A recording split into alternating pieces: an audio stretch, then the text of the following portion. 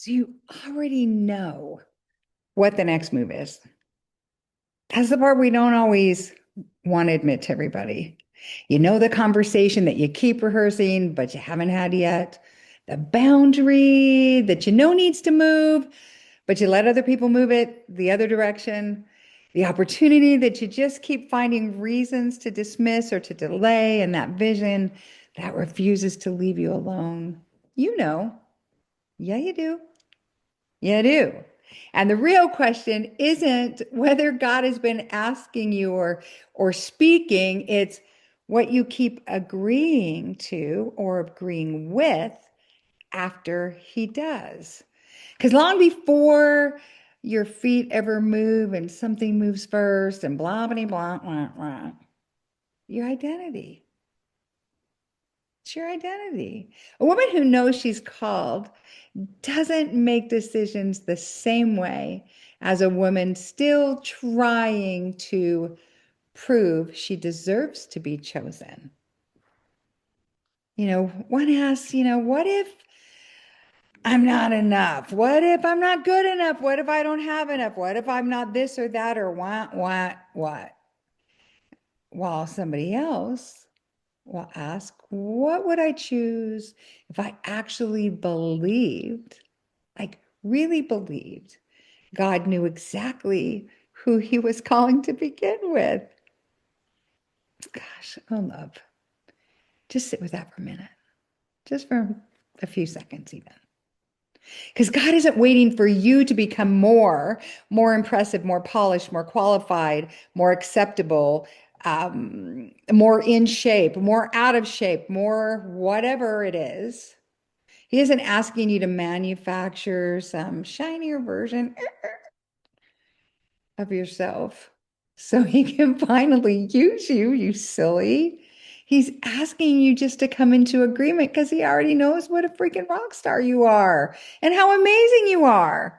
He's just asking you to come into agreement with what he said, with what he placed in you, with the woman he created you to be before fear started delivering you alternative identities. And you started signing for those packages versus the packages that he keeps sending that you keep returning. And that's the work. It's not becoming someone new, it's refusing to keep living as someone God never named to begin with. He didn't create that, he created you.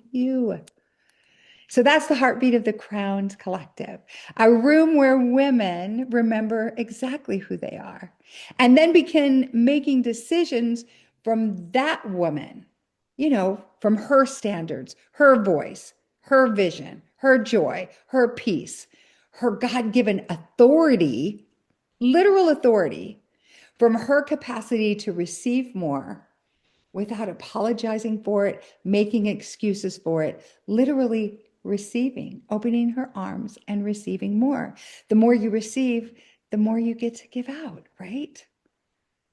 Because remembrance isn't, just like remembrance. It comes when you think of remembrance, it's like remember, put those members back on, right?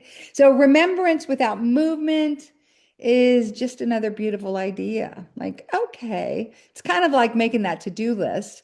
I heard my amazing mentor, Joseph McClendon III, say, those long to-do lists are literally just kind of fear dressed up. And yeah, I had never looked at it like that. And, girl with a list, right?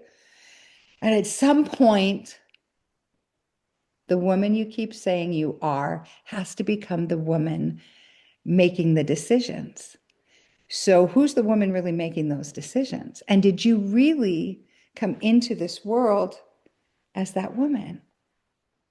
And if something inside of you, like while I've just kind of been rambling a little bit, sharing my heart here, says, now make your move, pay attention to that. If anything that I'm saying to you resonates, listen to that. This isn't an accident that you're watching this right now, because the woman you've been remembering and those little things that keep popping up, it's time to let her make those decisions. comment crown or DM me or text me or call me or whatever, and I'll send you all the details. And you know that I just absolutely, really and truly love you so much. Like, really. Have the most spectacular, freaking amazing day ever. Love you.